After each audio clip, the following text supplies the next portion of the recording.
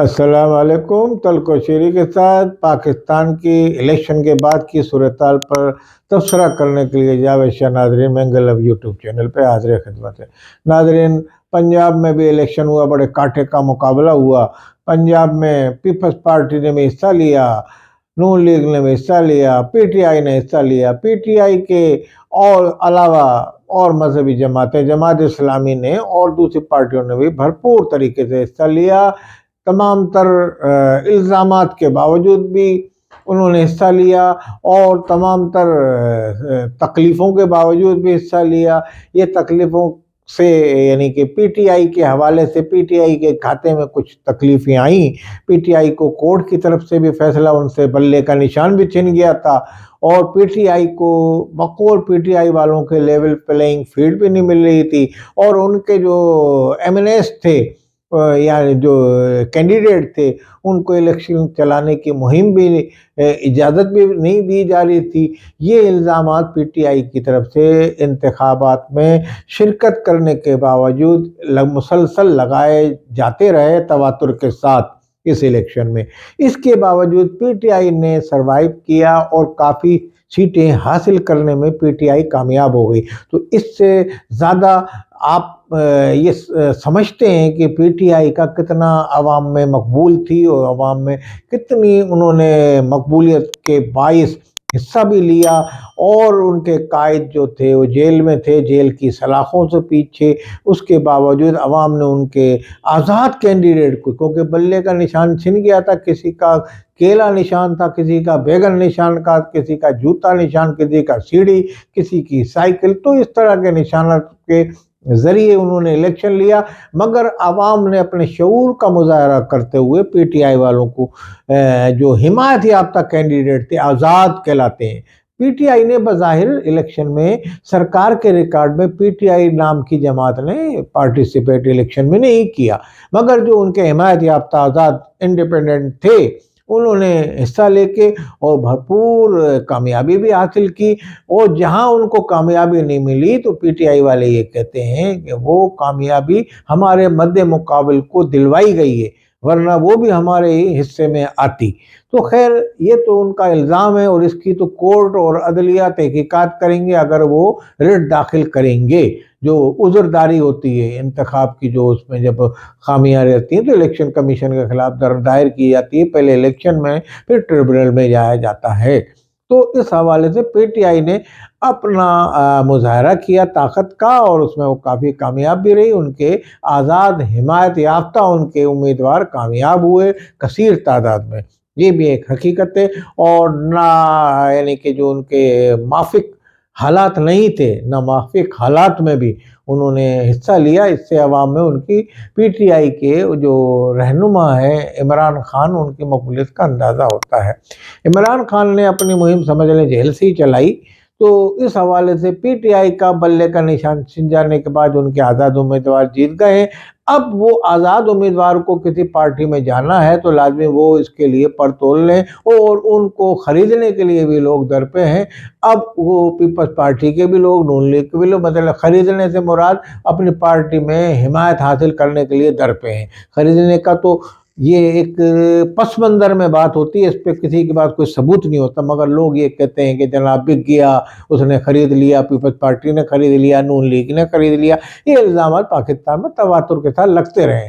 اب بہرحال یہ صورتحال میں اس الیکشن میں یہ بھی ظاہر ہوا کہ تحریک انصاف سے جو ٹوٹ کے جماعتیں بنی تھی، جس کو الزام لگایا جا رہا تھا کہ اسٹیبلشمنٹ نے بنایا، ان کی اوقات نہیں رہی، ان کو سیٹیں نہیں ملی، اور چند ایک کے علاوہ ان کی زیادہ پذیرائی عوام میں نہیں ہوئی۔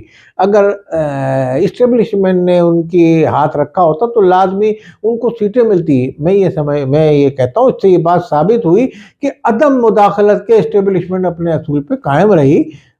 جو اس سے یہ ظاہر ہوتا ہے، اس پارٹیوں کو ان کو सर्वाइव ना करना इस इलेक्शन में।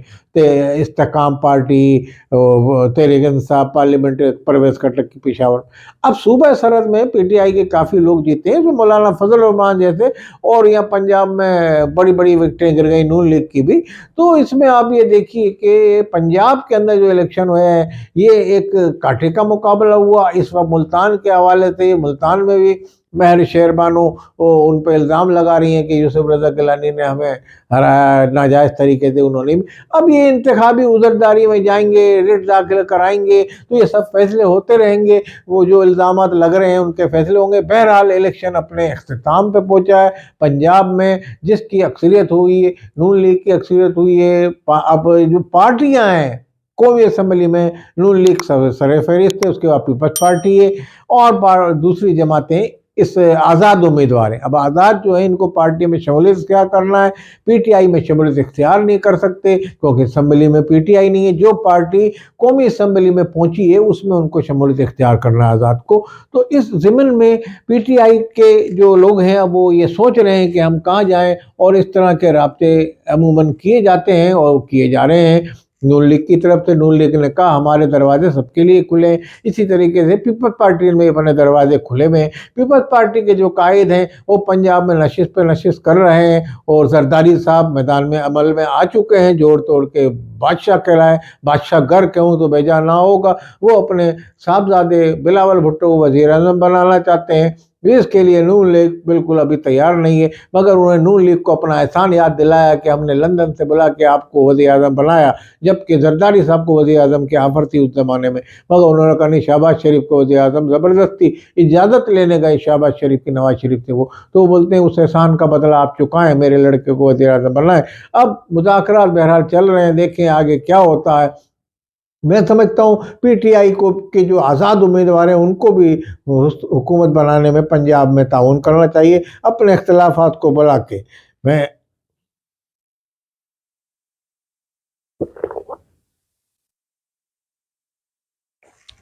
तो नाज़रीन माज़रत चाहता हूँ, तो आपके जहन को पहुँचाने के लिए, जहन में आपके ये बातें बताने के लिए। बहरहाल आप लोग सुन चुके हैं क्या इलेक्शन हुआ, मगर हम भी ये बताते चले कि पंजाब में भी अपने कांटे के मुकाबले हुए, बड़े बड़े बुत गिर गए, और बड़े बड़े यानी कि जो जिनके ऐलानात किए जा रहे थे कि ये जीत जाएंगे, वो हार गए, और हारने वाले जीत गए। तो पीटीआई वाले जो ये समझ रहे थे कि हमें रोका जाएगा, और उनको रोका जा रहा था, मगर उन्होंने खातिर का सीटें हासिल कर ली। तो इसका मतलब लेवल प्लेइंग फील्ड ना होने के बावजूद भी उन्होंने सीटें हासिल कर ली, और अगर लेवल प्लेइंग फील्ड उनको मिली हुई होती तो वो कहते हैं कि हमारी और से कहीं ज़्यादा सीटें होती। अभी भी ये तमाम सीटें वो सामने वालों की, मुखालफों की अपनी बताते हैं, कहते हैं तमाम सीटें हमारी हैं, इनको अवाम वोट देती ही नहीं। ये उनकी ये सोच है। बहरहाल ये सोच ऐसी नहीं होनी चाहिए। अवाम किसी हद तक नून लीग को भी वोट देती है, किसी हद तक पीपल्स पार्टी को भी वोट देती है, मगर इस वक्त मकबूल जमात बहरहाल पाकिस्तान में पीटीआई थी। अब इस इलेक्शन में वो कहीं उसका वजूद नहीं है पीटीआई का, बस उनके आज़ाद उम्मीदवार जीते हैं वो कैंडिडेट। अब वो कहाँ जाते हैं, तो पीटीआई का ये जो फैसला था, और जो उनका बल्ला छिन जाना, और उनका यानी कि participate as a party election में ना करना, ये बड़े दूरस्थ नताइज का हामिल निकलेगा आगे भी जाके, और अब भी निकला, इस इलेक्शन में निकलेगा, क्योंकि पीटीआई नाम की कोई जमात कौमी असम्बली में नहीं होगी। अब अगर सुप्रीम कोर्ट कोई फैसला दे देती है तो लाजमी ये बाद में लोग उसमें शमूलियत इख्तियार करेंगे, मगर आज़ाद हैसियत में बहरहाल जीते हैं वो, ये भी एक कानून है। इस हवाले से उनको 3 दिन में शमूलियत इख्तियार करनी है। तो पाकिस्तान में अब आगे देखिए, पंजाब में जिसकी हुकूमत कायम होगी, किसकी होती है ये वक्त बताएगा। अब इस्लामाबाद में भी जोड़ तोड़ चल रहा है।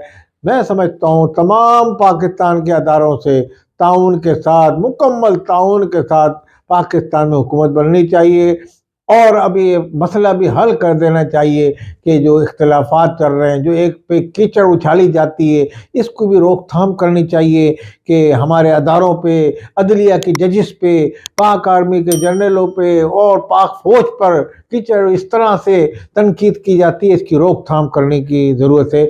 इस मौजूदा हुकूमत को یہ چاہیے کہ ایسا پروگرام مرتب کرے اور ایسا انتظامات کرے کہ پاکستان میں غریب عوام کے حقوق کے جو نعرے لگا کے یہ لوگ آئیں اس کو پورے حقوق دلوائیں پاکستان کے عوام کو اس الیکشن میں، پاکستان کو مزید مہنگائی میں نہ دھکیلیں بلکہ مہنگائی سے عوام کو نکالیں اور سستی چیزیں کریں، مہنگائی اشیاء خرد و نوش پہ ہاتھ ڈالیں۔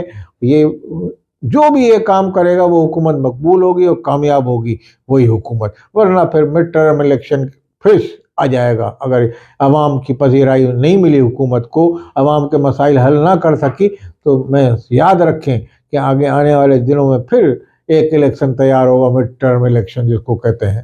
تو میں سمجھتا ہوں تمام حکومتوں کو جو عوام نے جن کو مینڈیٹ دیا ہے اس کا تمام جماعتوں کو احترام کرنا چاہیے، اور عوام کے مینڈیٹ کا بھی ان پارٹیوں کو احترام کرنا چاہیے، اور عوام کے حقوق کے لیے اقتدار سنبھالیں اور یہ سوچ رکھیں کہ عوام کے مسئلے مسائل حل کریں گے، ملک میں استحکام آئے گا اور امن اور آشتی کا دور دورہ ہوگا۔ السلام علیکم ورحمۃ اللہ۔